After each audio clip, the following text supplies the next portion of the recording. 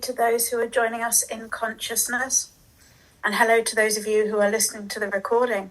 A very warm welcome as we embark on part 2 of this book, The Government of Eden, and we've reached chapter 3, which we will be contemplating today. That chapter's called Heaven is Earth, Spiritually Understood. Before we do, shall we join together for a short meditation? I invite you to be still with me now in any way that has meaning for you. Okay, let's be still. At the end of the meditation, I'll say thank you, and then we'll start with the readings.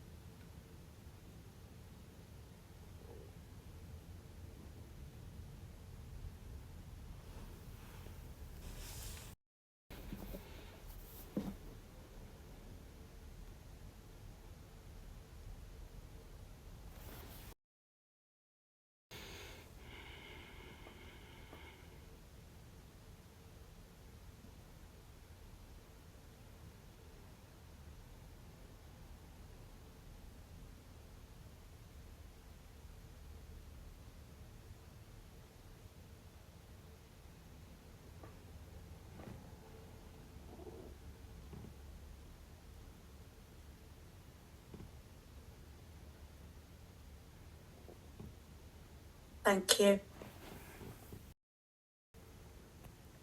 Okay, as I say, we're embarking on chapter 3 today, and I'm going to start reading slightly into the chapter. In my copy, it's page 38. And we're on the section Responding and Reacting to the World.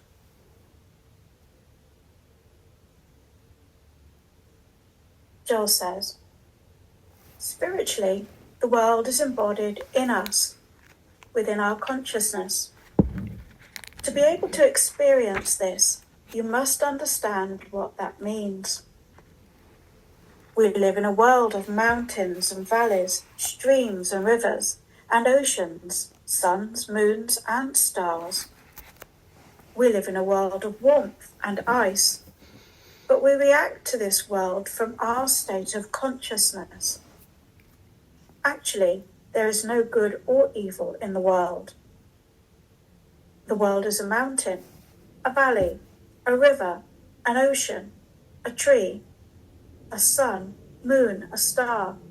But it is not good, it is not bad, nor any degree in between. When we who live here say how wonderful is life in these Hawaiian islands, with its beauty, climate, foliage, ocean, mountains, we are investing these islands with the qualities of good. There are those in other states who would not find this quite so good, because they would miss the snow and the ice and the cool air, snappy, chilly evenings, and the brisk mornings. All of this constitutes living not only in this world, but of this world. We are responding to appearances. We are responding to beliefs. In other words, we respond to a universal belief, even when there is no truth in it. And so it is that we have found beauty in things, persons, circumstances, where there was no beauty. And we have found ugliness where there was no ugliness, all because we were responding to universal belief. Now, as you approach the spiritual life, you are told to judge not after appearances. And this doesn't mean that you are merely to judge not after negative appearances, but judge not after any appearances. Even the Master says, "Why callest thou me good?" Don't even respond to the appearance that seems to say to you, "I am good," for there is but one good. How careful he is to turn us away from every appearance, that we may have the experience. Now, how do we attain the experience of living in the world, but not being of it, not being subject unto it? We do that through an activity of our consciousness. We withdraw good and evil from the appearance. Okay, I invite you to join me now for a second meditation. Let's be still.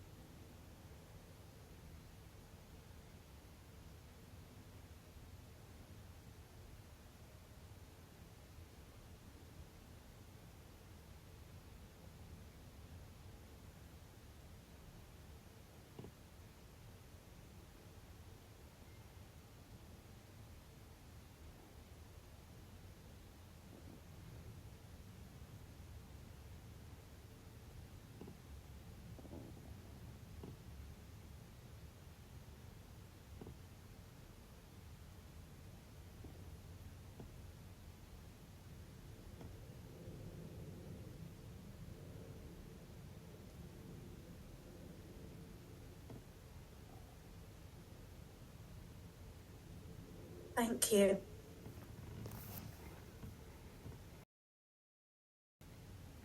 Continuing on slightly further in the chapter to the section Eden, the state of divine consciousness. The Garden of Eden does not exist in time. It does not even exist in the future for you. And the Garden of Eden does not exist in space. There is no place where you will find it, even those spots on the face of the globe where it is claimed that the Garden of Eden once was.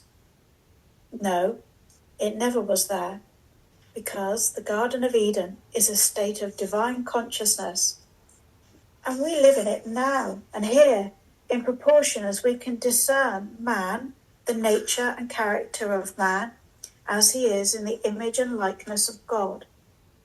as we can discern the mountains and the valleys and the trees, the streams and the oceans, as they are as God's creation. God's creation is spiritual, and therefore, as this inner faculty is developed, you will begin to see spiritually, hear spiritually, and know spiritually, all of which constitutes discernment. Hast thou been with me so long, Philip, and hast not known? Whom do men say that I am? Who sayest thou that I am? Do you see how all of this goes back to the Master? Are you seeing Jesus as a man? Are you seeing me as a man? Are you seeing your wife or husband or child as man, woman, or child? Or do you have eyes that really see? Do you have ears that really hear? Do you have a power of discernment that transcends the 5 physical senses? Now, on this point hinges the entire spiritual life, and on this point hinges spiritual healing. With the 5 physical senses, with the human mind, we would be more than foolish if we said there is no sin or disease or death in the world, or if we were to say there is no lack or limitation or no stupidity. But once spiritual discernment has been attained, even in a small measure, we begin to perceive God's creation right there where mortality appears to be, and this constitutes the healing consciousness. All there is to a student who is doing spiritual healing work and the rest of the world is that those doing the healing work have attained enough of spiritual discernment to see through the appearance to the world, the man, the law of God's creating. Okay, let's just be still again briefly.